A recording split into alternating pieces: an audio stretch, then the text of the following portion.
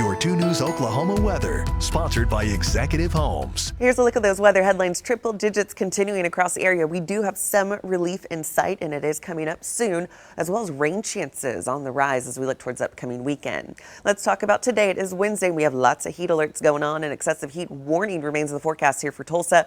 Feels like temperature upward of 112, where you're seeing those areas in that peach shading, so that does include Tahlequah. You're going to feel like temperature is 105 to about 110. We all need to be taking those necessary precautions, staying hydrated, limiting that time outdoors if at all possible. If you're going to be outdoors, maybe a pool would be a good idea. We see plenty of sun, southwesterly winds today, anywhere between 10 to 20 miles per hour.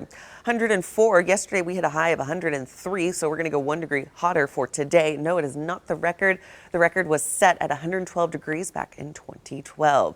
Let's talk about these future track wind gusts. Really going to impact areas just north of I-44, where you're seeing some of that green. We'll see periodic gusts pushing about 25 miles per hour. Some areas could be about 25 to 26, so that will kind of help with the heat, but not all that much. 104 for your actual high temperature reading for today. Again, that seasonal average is 95 for this time of the year.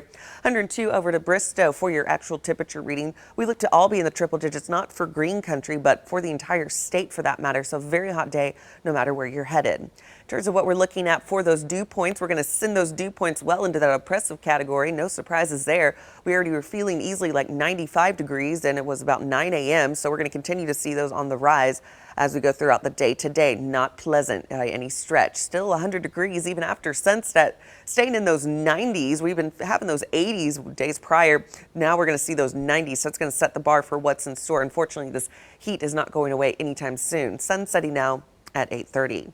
Lows tonight around 80 degrees in most locations. Could see 82 here for Tulsa, 81 to Fort Smith, 81 over to Stigler for those evening overnight lows. We do have some relief.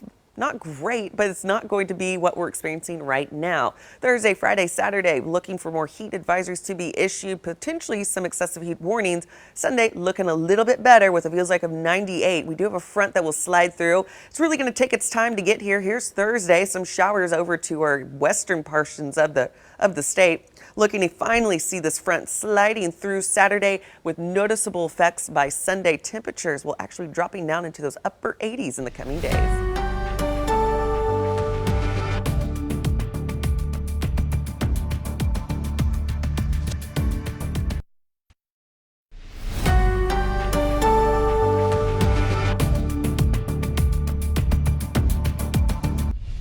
For millions of Americans suffering the health impacts of long COVID, there may be some new help on the horizon. News coming out of the National Institutes of Health announcing the agency will begin enrolling hundreds of patients in new clinical trials aimed at testing the safety and effectiveness of long COVID treatments. Of course, many people quickly recover from COVID symptoms, but as many as 15 million people in the U.S., anywhere from 5 to 10% of COVID patients suffer from long COVID, and the effects can be extremely debilitating, which is what this new series of trials is hoping to address. The trials will focus on 4 main areas. One, to study how to reduce viral load and persistence of COVID in the system. A second will study ways to help with memory loss and that so-called brain fog.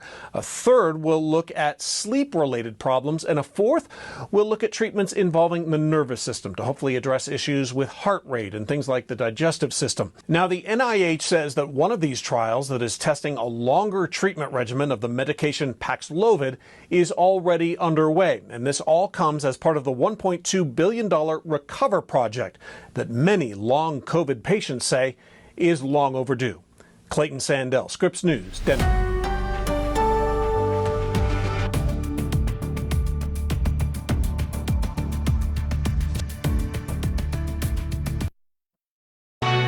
You're watching 2 News Oklahoma at noon. Good afternoon, I'm Justin Fisher. Here's a look at some of today's top stories from 2 News Oklahoma. Covering the state capitol first, where Governor Kevin Stitt signed an executive order supporters are calling the Women's Bill of Rights, but not everyone sees it that way. Stitt is the first governor in the nation to take